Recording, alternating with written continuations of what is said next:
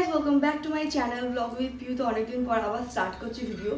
তার কারণ হচ্ছে দেশ থেকে আসা মানে জামা ষষ্ঠীর পর থেকে এসে শরীরটা আমার একের পর এক খারাপ হয়ে যাচ্ছে, কিছু না কিছু, কখনো পেটের সমস্যা, কখনো গলার সমস্যা, কখনো মাথার সমস্যা, মানে সমস্যার আর শেষ নেই। তাই জন্য আজকেও ঘুম থেকে উঠেছি অনেক দেরি করে, এখন বাজে তো 12:30। উঠেছি হয়তো 11:30 সময়, লাইটে জ্বালা না, অন্ধকার অন্ধকার লাগছে। তো এখন রেডি, হ্যাঁ খুলে দেয়া। তো এখন রেডি হব। আর এই শাড়িটা পরেছি, সুন্দর বলে ঠাকুরের মতন লাগছে। এই শাড়িটা আমার শাশুড়ি এনেছে বেনারস থেকে, 5 পিস এনেছিল। তো আমার সবকটা ননদের জন্য একটা করে আর আমার জন্য একটা। তো কেউ আর শাড়ি নেয়নি, মায়ের কাছেই পরা যায়। লাস্টে কালকে গিয়ে আমি নিয়ে এসেছি শাড়ি, তার কারণে আমার তো শাড়ি লাগে, ফটো ফটো তুলি, তো ওই জন্য মায়ের কাছ থেকে শাড়িটা নিয়ে এসেছি। আর সোমনাথ বলতে তোকে ঠাকুরের মতন লাগছে, গ্লোসি গ্লোসি টাইপ। এবার একজন এনেছে পছন্দ করে, তো আমি কি করতে পারি। আর তার মধ্যে ছাপা শাড়িও এনেছি দুখানা, একটা নতুন আর একটা পুরনো, যেটা আমার ননদ দিয়েছে। পাশেই রাখাতে সোনাতে, এখন দেখাবো না কারণ অনেক মেসি হয়ে আছে। তো এখন হালকা মেকআপ করবো, হালকা, কারণ গরমে আমার মুখে মেকআপ থাকে না, তাই করে কোনো লাভও নেই। তো চলো রেডি হই, তারপরে দেখা হচ্ছে দিদি বাড়িতে গিয়ে। তুমি খাও, তুমি খাও। তো ভালো শেয়ার করছে, দেখ এই হচ্ছে আমার স্ট্যান্ড।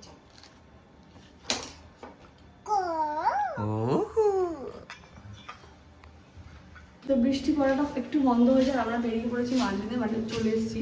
এইসব ছোটকু কিনে নেবো ভাবলাম, দেখি ঘুমাচ্ছে।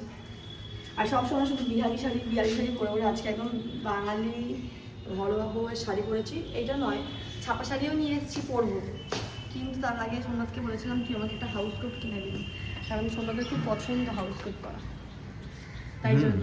আর আমি একটু ফটো তুলে নিই, তারপর তোমার সঙ্গে তাদের বলছি কি ছোটিকে আমি দেখাচ্ছি। ছোটি আগে আমি ফটো তুলে নিই, চাও।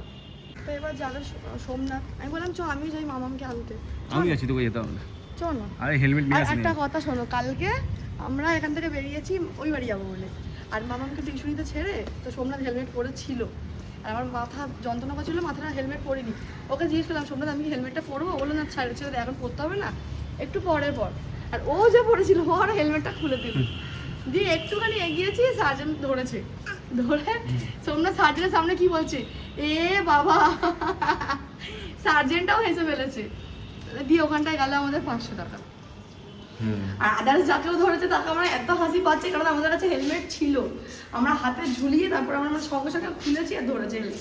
আর বাদ বাকি যাদেরকে ওই মানে এত ভালো লাগছিল, কালকে আমরা দাঁড়িয়ে আমি সার্জেন্টের সঙ্গে দাঁড়িয়ে থাকি, কারণ যাকে ধরছে সে না এইগুলি ওইগুলি দিয়ে পালিয়ে যাচ্ছে। বেশ ভালো লেগেছে, কিন্তু প্রথমবার সার্জেন্টকে ফিস দিতে হয়েছে, কিন্তু বেশ মজা পেয়েছি। আমি প্রথমবার কেস খেলাম, তাও আর হেলমেট ওই তো বলছি, আর খুব বেশ মজাও পেয়েছি আমি। ওই যে ছবি উঠে গেছে, করে কাঁদছে, কান্না করছে, কান্না। উঠে গেছে।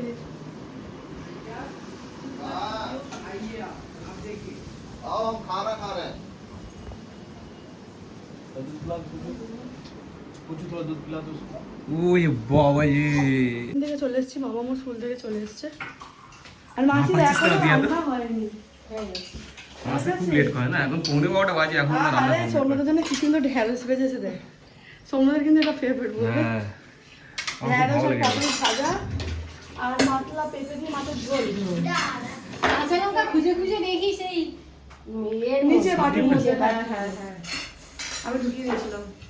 আর এখন কটা বাজে কি জানি, আমাদের ঘড়িতে তো প্রতিদিন 12:30 মানে 12:30 থেকে আমাদের ঘড়ি না এইদিকে আসে না ওইদিকে আসে। আর যতবার আমি বেরোনোর সময় ভেবে গেলাম কি আমি ব্যাটারি নিয়ে আসবো, একদম ভেবে গেছি রেডি হয়ে, আর সেই এসে ভুলে গেছি এখনো 12:15। মাসি কাজে ঢুকেছেও 12:15, মাসি ঘরেও যাবে 12:15। মানে এটা মাসির ট্যালেন্ট। তো এখন আমি খাবো, আমার খুব জোর খিদে পেয়েছে, সকালে কিছু খাইনি। আমার সমাকল রেডি হওয়া বলছি, মানে যা স্নান কর, আর এটা বন্ধ করে দিচ্ছি আমি। তো আমার শাশুড়ির কাছ থেকে আমি 3 শাড়ি নিয়ে এসেছি, সেটা দেখালাম, একটা যেটা আমি পরেছিলাম, ওই যে একবার পরেছি আমি আর পরবো না, ওটা দিয়ে দেবো মাকে। আর এই শাড়িটা, এটা একবার পরবো কি দুবার পরবো, দিয়ে ঘরেই রেখে দেবো, কারণ গুলো ছিল আমি মাকে দিয়ে আমি পরি না, তাই জন্য। তো এইটাও দুবার পরে নরম করে দেবো, তারপর আমার শাশুড়ি এসে পরবে, ঘরেই রেখে দেবো। আর এই শাড়িটা হচ্ছে আমার ছোটো ননদের, এটা নরমই আছে শাড়িটা খুব, তো এইটাও আমি 2-1 বার পরবো, পরে ঘরে রেখে দেবো, মা এলে পরতে পারবে। কারণ আমার কাছে যেহেতু ছাপা শাড়ি নেই, মা এলে পরতেও পারে না ঘরে। ছাপা পার্টি প্রিন্টের শাড়ি পরলে এমনি ভালো লাগে সবাই। শুনতে খুব ভালো লাগে, তার মানে ভাবো, তোর মানে কি ভাববে? তার মানে ভাবো। এই ভাবার কি আছে? কিনে দিয়েছিস? কটা কিনে দিয়েছিস? তুই পড়িস? হ্যাঁ, পড়িস তুই? কিনে দিলেই পরবো। ওটাই তো, তোর ঘরে শাড়ি নেই? না, নেই। এই শাড়িগুলো লোকে ঘরে পরে রে পাঠা। আলমারিটা খুলে দেখাবো শাড়ি দেখা, আছে? যদি একটা ঘরে পরার শাড়ি না থাকে ওর মত তাক ভেঙে দেবো আমি। নিস নি বা কেন ঘরে পরা শাড়ি? আমি পরি না তাই। তাহলে তা আমি তো পরি nighty, night dress, night suit. তো আমাকে কিনে দে। ওই 10খানা নাইটি আছে, 10খানার বেশি মনে হয় তোর কাছে নাইটি আছে, তারপরে বলিস না ইচ্ছা করে আজকে এই নাইটিটা পরে ঘুরে বেড়াচ্ছে ও। আজকে ইচ্ছে করে। তার কারণ হচ্ছে কি, আজকে যাবো সৌন্দর্যের সাথে, একটা হাউস কোট কিনবো, কিনে কালকে সকালে চান করে উঠেই পরে নেবো। আমি কি প্ল্যান করেছিলাম, আজকে আমি হাউস কোট পরবো। আমার বর আমার ভালো সহ্যই করতে পারে না, বেশি পাকামি করে শাড়ির ব্লাউজ পিসটা কেটেছে, এই দেখ। আর পরবো না, সত্যি ভগবানের শাড়ি লাগে এটা। না ভালো লাগছিল শাড়িটা পরে আজকে তোকে। না, এটা ব্লাউজ পিস আছে, আর নিজের হাতে কেটেছি কাঁচি দিয়ে কাজ করে।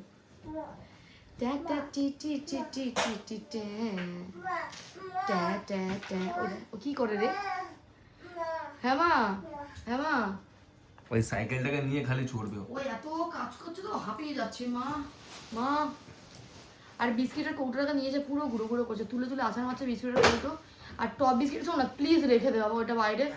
টপ বিস্কুট বা গুগলি বিস্কিট যেগুলো আছে না, ওইগুলো খুব হালকা হয়, ভেঙে যায়, গুঁড়ো গুঁড়ো হয়ে যায়।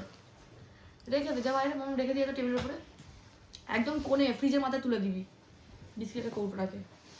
কি এসিটা বন্ধ করে আমার নামে দোষ দিচ্ছিস? হ্যাঁ, আজকে আমি খুব এনার্জি সহকারে আছি।